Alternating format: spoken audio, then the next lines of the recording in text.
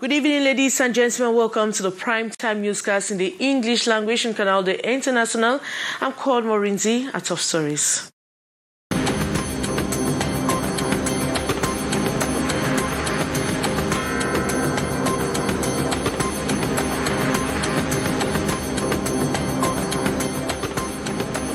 On the finance law for the year 2022 has been tabled in Parliament this morning for examination. The bill contains a 5% increase in the budget. The Finance Committee has opened deliberations on the budget.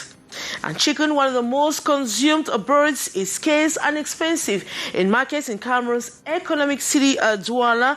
The scarcity has been blamed on lack of V1 chicken few weeks back that hindered poultry farmers from rearing on time.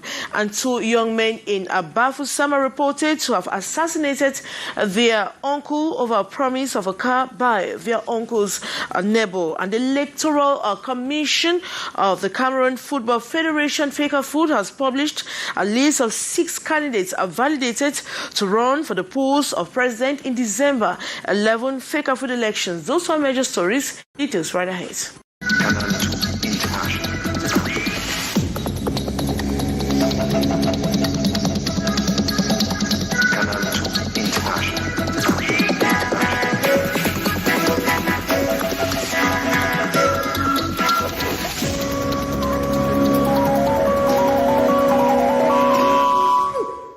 The bill on the finance law for the year 2022 has been tabled in Parliament this morning for examination. The bill contains a 5% increase in the budget. The Finance Commission opens deliberations on the budget today. Hysen Chair gives an insight of the bill. His story. This is the tabled bill on the finance law of the Republic of Cameroon for the 2022 financial year, brought before the lawmakers this November 25th. The proposed state's budget for 2022, balancing resources and uses, stands at 5,752.4 billion CFA francs against 5,480.4 billion in 2021, an increase of 5% with an additional sum of 272 billion. The finance law presents an envisaged growth rate of 4.2% compared to 3.6% in 2021, representing an increase of 0.6%. Domestic revenue and grants for the 2022 finance year are projected at 4,029.2 billion francs CFA. According to the document handed to the members of Parliament, the significant increase is the logical result of the budget support following the signing of the new economic and financial program with the International Monetary Fund. Areas of priority earmarked for the financial year include the commissioning of major infrastructure projects, continuing the plan to support the production of consumer goods, improving the Cameroon business climate, consolidating achievements, and accelerating decentralization, as well as continuing the health response to COVID-19. To defend the bill before the People's Representative in a plenary session at the Hemicycle is the Minister of Finance, Louis-Paul Moutaze, to be accompanied by the Minister of Economy, Planning and Regional Development, Alamine Osman May.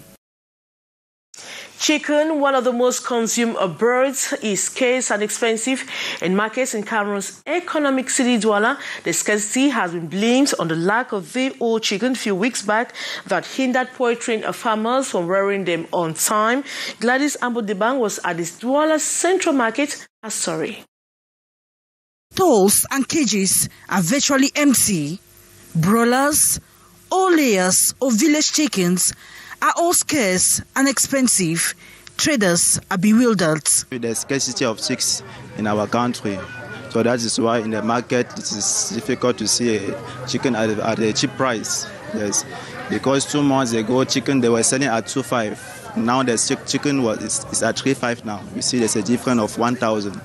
It is 11 a.m. this November 25, 2021, and we are at the chicken sector of the Douala Central Market in Cameroon's economic city, a usual busy hour in this area, but the affluence is not felt. Buyers complained and expressed fear of even higher prices as end-of-year festivities approach. Last week it was more expensive than this week. I bought chicken for 3,000. That's all layer. I bought last week for like 3,200. And this week it was 3,000, but the same size. As December is coming, the price will go up because it's December. I usually buy 2,800, 3,000, 3,300, 3,200. But they have given me for 3,000. The price hike has been blamed on the scarcity of day-old chicks, which has hindered poultry farmers from rearing the birds in larger quantities. Many poultry farmers have financial difficulties and could not buy chicks on time, which were equally scarce. As concerns village chicken, the crisis in the northwest and southwest regions have affected supply, since most of our suppliers are from the northwest region. According to the Food and Agriculture Organization, Cameroon's annual chicken production stands at 45 million and recommends that the country needs to quadruple production to satisfy local demand. And there has been an increase in the disrespect and violations of moral habits in Cameroon's economic city, Douala. This was further confirmed by the insurgence of images circulating on the social media depicting young girls or teenagers involved in obscene behaviors. This pushed the authorities to shut down some of the sites in which these acts take place, notably in the Douala 3 subdivision. More with our reporter, William Fru. Following recurrent images and videos of obscene acts on social media for some time now, authorities have decided to shut down the different sites and snack bars in which such acts take place, notably in the Douala 3 subdivision. This issue is unfortunately a general problem, having adverse effects on our population and has touched our subdivision. It is after taking note of these acts on social media that we had to launch the operation on instructions of the divisional officer. Placed under the command of Laurent Victor Ayisimvogo, the subdivisional officer of the Douala 3 subdivision, the operation, named Restoring Public Moral Habits in our subdivision, led to the arrest of about 50 individuals, amongst which are boys and girls aged between 17 and 20 years old, with some of them pregnant. We then mobilized elements of forces and law and order, went to those sites and arrested 50 individuals, and the worst part was the presence of 2 young pregnant girls. The detention of these individuals is highly appreciated by others as they congratulate the authorities and forces of law and order for carrying out such an operation. Really, what the authorities did is good, because children of such ages involved in such acts is very bad. While others congratulate the authorities, some ask for resolutions to be taken. They can undertake actions and sensitize the population, and if nothing is done by then, there should be a close down of these sites.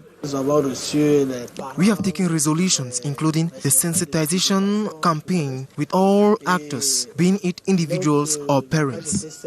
This operation comes to remind each and every individual that moral habits are primordial in our societies.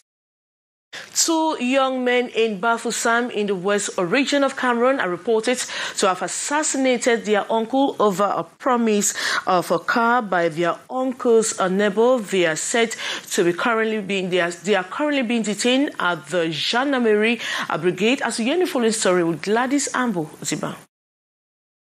These are the 2 alleged murderers who stabbed their uncle to death on November 17, 2021 in Bafoussam in the west region of Cameroon. The suspects, aged 22 and 29, are nephews to the late Tala Maurice, 44 years old. He was assassinated few meters away from his residence in the Tayim neighborhood in Bafoussam. This occurred in the presence of his 18-month-old baby. The simulation exercise indicates that the suspects stabbed him, took him out of the car before hitting him with a stone. During our investigation, it was disclosed that the deceased sold a piece of land for 2,300,000 francs CFA that same day and didn't bank the money. We all thought the alleged murderers were after the money because until now, we have not laid hands on it.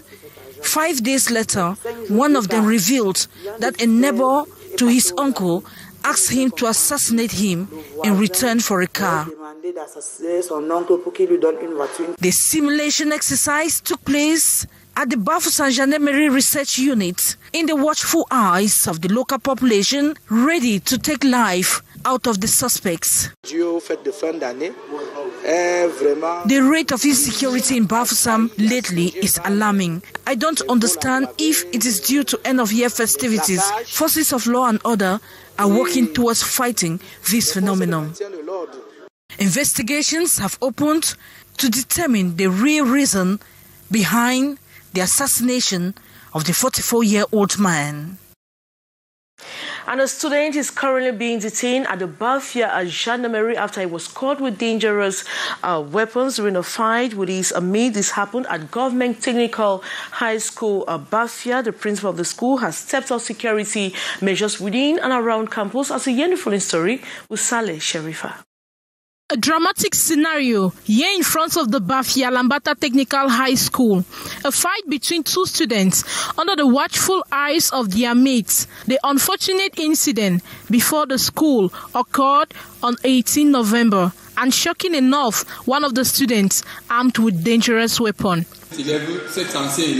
This student, who does not have the fees, is automatically excluded because, according to the test we have made 1 month after the start of the academic year, any student who has not paid the fees in due time is possible for exclusion.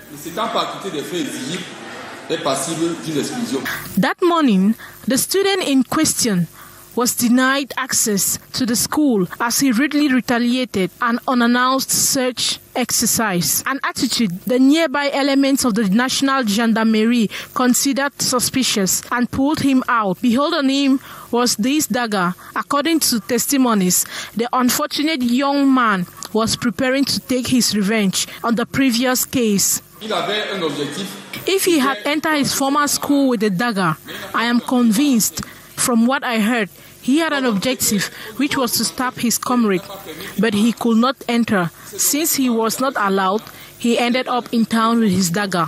The principal of the Technical School of Bafia has adopted measures to step up and fight against violence in schools in order to enable students study in a secure and serene environment. The young student remains in detention at the Bafia Gendarmerie unit.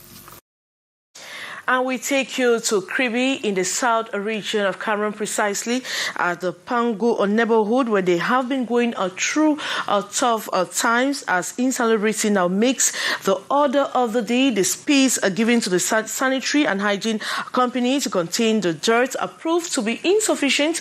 As we end the following story with Williams Fru. For a long time now, the inhabitants of the city of Kribi, precisely in the Pangu neighborhood, have been living in unsanitary conditions due to the overflow of garbages in this part of the city. It's such a pity for the streets of such a neighborhood to be in this filthy state, and this caused many individuals to be ill. It's really a thorn in our flesh. Something has to be done. I personally have met with the authorities to seek for solution. The bad odor from this section of Kribi can attest of how crucial it is for the situation to be remedied, and the 4 hectares of land given to Ezakam, the sanitary and hygiene company, is proving to be small to contain the deaths. We have taken note of the tons of dirt overflowing in the space given to Ezakam, and every time we meet, it has been recommended the site should be transferred to somewhere else out of the town. Due to this, medical practitioners confirm that the inhabitants will suffer from diseases if nothing is done as soon as possible. There are many diseases involved here, with the principal one being malaria, diarrhea, cholera and typhoid, and the burning of these deaths can cause respiratory diseases like asthma. To avoid all these risks, the authorities will have to seek for better solutions. The Electoral Commission of the Cameroon Football Federation, FECAFOOT, has published a list of 6 candidates validated to run for the post of president for December 11 FECAFOOT elections. Amongst them, top rivals Samuel Etofis and Mbombo Njoya to file thrown out of the window for numerous irregularities. Haisencha in the following report pins the accepted candidates' history. These are the 6 candidates that have met the selection criteria of the FECAFOOT Electoral Commission.